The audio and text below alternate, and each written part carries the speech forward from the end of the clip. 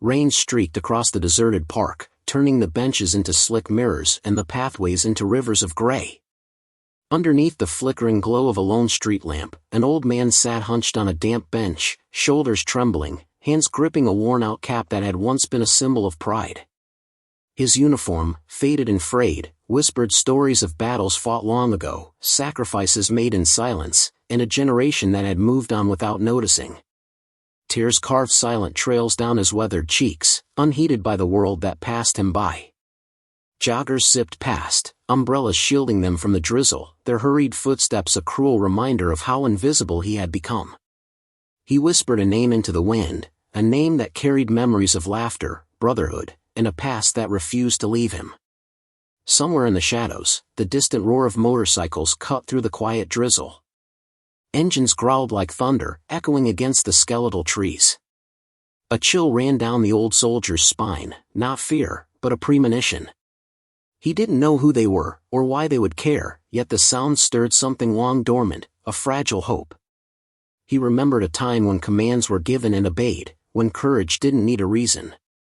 Now, all that remained were broken routines and empty nights. The world had forgotten him, the medals had tarnished, and the echoes of the war seemed to haunt only him. But tonight, something felt different. The motorcycles were closer now, their engines a symphony of raw power and purpose. A group of figures, clad in leather and steel, emerged through the mist, silhouettes framed by the street lamps. There was unity in their formation, a silent promise of justice, and a recognition that some wrongs demanded more than apologies. The old soldier lifted his gaze, eyes red, mouth trembling, unable to believe what he saw. Could this be reality, or just the desperate imagination of a man who had been left behind? One thing was certain, his loneliness was about to end, but the storm, both outside and within, was far from over. The old soldier's name was Harold Hal Thompson. Once, he had been a young man with fire in his veins and a rifle slung across his back, serving his country with unwavering loyalty. He had faced enemy lines, survived ambushes, and carried the weight of fallen comrades on his shoulders. The war had taken much from him, friends, innocence, and a sense of security, but he had returned home believing that the world he fought for would honor him. Instead, life had been unkind. The city he came back to was no longer his own. The jobs he applied for scoffed at his age and scars. Neighbors averted their gaze, uncomfortable with the visible reminders of war etched across his face. Even his own family had drifted away, too busy with their lives to notice the quiet man who once carried the weight of the world. But the worst wound was deeper than bruised ribs or battlefield bullets. Hal had fallen victim to a local gang of corrupt businessmen, men who preyed on the weak and silenced those who questioned them. They had cheated him out of his life savings, stolen his home, and humiliated him publicly when he tried to stand up for himself. Their influence reached deep into the city's system, law enforcement, courts, and even the banks turned a blind eye. Hal spent months fighting in vain. Letters were ignored, pleas dismissed, threats laughed at. The gang thrived while he shrank into obscurity, the once proud soldier reduced to a shadow of a man who wandered parks at night, clutching his memories as if they could shield him from reality. Each day blended into the next, a monotony of pain and quiet desperation. Even the veterans groups he had tried to join had little room for him. Some were absorbed in politics, others in their own personal dramas. Hal had hoped for camaraderie, a connection to those who understood what sacrifice meant. Instead, he found silence and apathy. The medals he once wore with honor had been tucked away in a dusty drawer, symbols of battles fought but victories denied. Yet, through all of it, Hal never lost his sense of right and wrong. He still believed in justice, even if the world had forgotten how to deliver it. Each morning, he would rise, dress in his faded uniform, and take long walks through the streets, seeking a fragment of the purpose he had lost. The gang had made him invisible, a ghost wandering a city that rewarded cruelty and punished integrity. But deep inside, a spark remained, a spark that tonight, he could not yet name, would ignite into something far greater. And then came the sound of engines in the distance, faint at first, like a heartbeat growing louder with each passing second.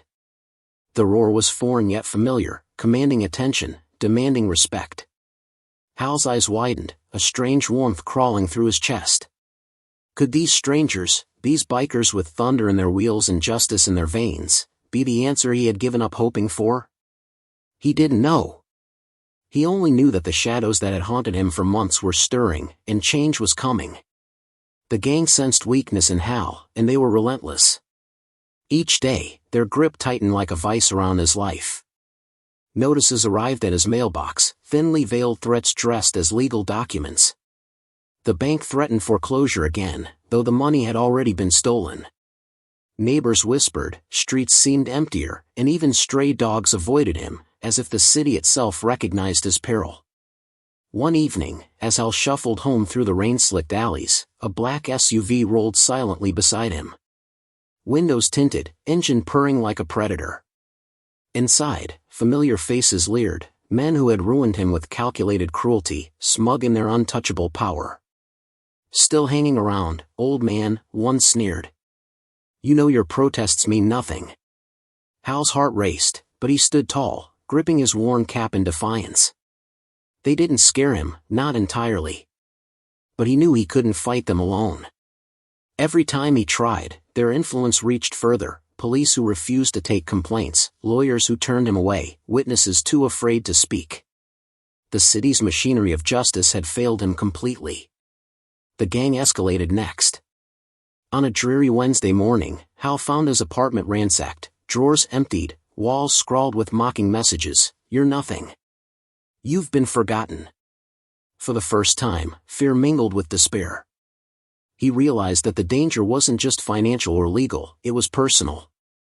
They wanted him broken, humiliated, alone. That night, Hal sat in the same park, rain soaking his coat, staring at the puddles that reflected the empty sky. Every instinct screamed at him to hide, to vanish into obscurity, to become another statistic of the city's cruelty. But beneath the hopelessness, a fragile pulse of determination persisted. He could not let them win, not completely. And then, over the sound of distant thunder and rain, the unmistakable roar of motorcycles cut through the darkness. Engines thundered like a herald of reckoning. The air vibrated with raw power, and in that moment, Hal's despair collided with an unthinkable hope. Someone, some force, was coming for him. The gang's dominance, the city's apathy, the weight of years of injustice, all of it was about to be challenged. The rumble grew louder, a rolling tide of steel and fury that shook the park's trees and sent puddles trembling. From the mist, a formation of motorcycles appeared, headlights cutting through the rain like blazing swords.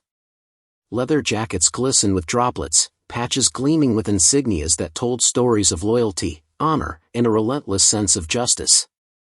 The Hells Angels had arrived. Hal froze, heart hammering. He had heard stories, tales of bikers who lived on the edge, who answered only to their code, but never imagined he would see them in person, here, for him. The ground seemed to hum beneath their engines, a warning to anyone foolish enough to challenge what was coming. At the forefront rode the leader, a man whose presence demanded respect. His helmet bore scratches from battles long past, but his eyes burned with clarity and purpose. With a flick of his wrist, he signaled the group to circle the park, engines roaring in unison, a symphony of impending justice. Hal's breath caught, the storm of his life was colliding with a force he had never imagined. The bikers dismounted with precision, boots hitting the wet pavement in synchronized rhythm. They moved with an unspoken understanding, a bond forged through countless trials and loyalty unbreakable. One stepped forward, removing his helmet, revealing a weathered face softened by empathy. "You've been through hell," he said, voice deep and calm. "But you're not alone anymore." Hal's eyes welled with tears, disbelief mingling with relief. These weren't strangers seeking glory or recognition, they were warriors guided by a moral compass sharp enough to pierce through corruption and fear. The group fanned out, scanning the park, their gaze cutting through the shadows. Every sense was alert. Every movement deliberate. Across the street, the gang was oblivious, still reveling in their false sense of control. They didn't know the tide was turning, that the storm had arrived on wheels and engines, a brotherhood bound by honor, ready to confront the injustice that had terrorized one man for too long. Hal watched, captivated, as one biker handed him a leather jacket. It was too big, but the gesture carried a weight that no medal or commendation ever had. "Stand with us," the biker said. "We fight for those who've been forgotten." Thunder rolled overhead as the bikers mounted their engines again, circling the park like a pack of protective guardians. The Hells Angels didn't seek fame or gratitude, they sought truth, justice, and the restoration of dignity. And tonight, Hal would witness firsthand what it meant to have a force willing to confront corruption, fear, and cruelty head-on. For the first time in months, Hal felt the grip of hopelessness loosen. The park no longer seemed like a prison. The rain was no longer cold and isolating. With engines roaring like a call to arms, the bikers became a shield between him and the darkness that had haunted his life. And as headlights swept across the puddles, glinting in the old soldier's tear-filled eyes, he realized that the storm of justice had come, and nothing, not even the gang's power, could withstand it. The black SUV slid to a halt at the edge of the park, tires hissing on wet pavement. Inside, the gang's leader sneered, certain of their dominance, unaware that the balance of power had shifted. They stepped out, brash and mocking, expecting an old man to cower, but instead, Hal stood taller than ever, backed by the thunder of engines and a circle of unwavering steel. The bikers dismounted, forming a protective ring around Hal. The leader of the Hells Angels took a deliberate step forward, rain dripping from his shoulders, eyes locked on the gang with the intensity of a predator. "You've tormented him long enough," he said, voice low but cutting through the drizzle like a blade. "Tonight, it ends." The gang laughed, attempting to mask the unease creeping into their confidence. But every rev of the motorcycle engines, every metallic glint of helmets and leather, was a reminder that the rules had changed. The park, once a haven of isolation and despair for Hal, now became a stage for reckoning. "Justice isn't a request," another biker added, stepping into the light. "It's a promise." The words were not just for Hal, they were for the gang, for the city, for every powerless soul who had been silenced. Tension crackled in the air like static before a storm. The gang's leader tried to intimidate with gestures, threats, and harsh words, but the bikers didn't flinch. Their unity was palpable, their purpose unshakable. One by one, members approached the SUV, blocking any escape, their presence a living wall of consequence. Then the confrontation escalated. Phones were whipped out, videos streamed live, exposing the gang's corruption and threats to the entire city. Witnesses, emboldened by the bikers' courage, came forward, their voices shaking but firm. The park transformed into a battlefield not of guns and blood, but of truth and exposure. Hal's chest swelled with emotions he had buried for years, relief, gratitude, and an almost childlike awe at the sight of these guardians who had come to fight for him. For the first time, he felt not just protected, but seen. The gang faltered, their arrogance crumbling under the weight of public scrutiny and the resolute determination of the bikers. "You're finished," the leader of the Hells Angels declared. The words echoed across the park, amplified by the storm and engines. "You prey on the weak, but the world hasn't forgotten how to fight back." Defeated, humiliated, and exposed, the gang scrambled to retreat. Law enforcement, now forced to act with the evidence streaming across the city's networks, stepped in. Arrests were made, complaints were taken seriously, and for the first time, Hal felt a justice that had eluded him for months. As the gang disappeared into the night, the bikers turned their attention back to Hal. One placed a hand on his shoulder. "You're not alone," he said softly. "Your sacrifices, your courage, they matter. Never doubt that again." Hal's eyes welled up, not with fear or despair, but with gratitude and a renewed sense of life. The storm that had consumed him for months, the fear, the pain, the helplessness, began to dissipate. The bikers had not just fought for justice, they had restored a fragment of humanity that the world had tried to steal. Engines revved one last time, a ceremonial roar signaling the end of the battle. Hal stood amidst the mist, drenched in rain, heart pounding, witnessing a display of loyalty, courage, and justice that would forever be etched into his memory.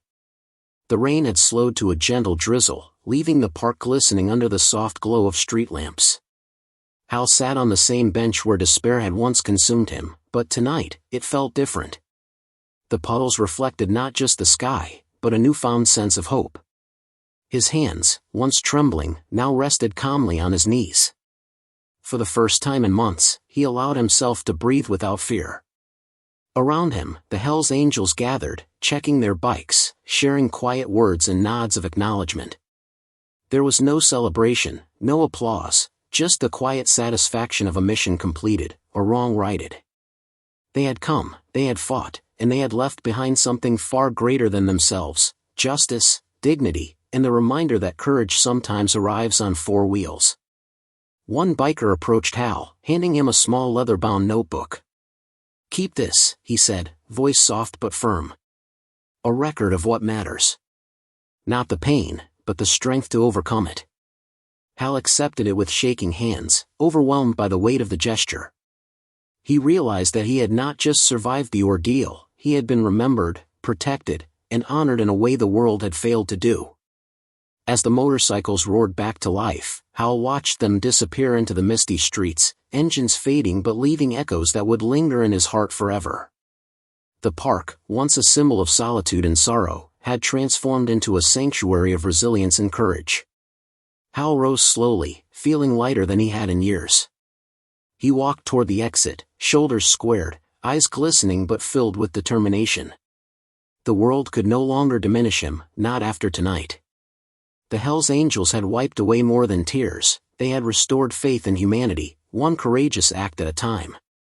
And as he disappeared into the quiet streets, a smile broke across his weathered face, small but radiant, a testament that even in the darkest times, justice, honor, and compassion could find their way. If this story touched your heart, don't forget to like this video, share it with friends, and subscribe for more powerful, emotional stories that celebrate courage, justice, and the heroes among us.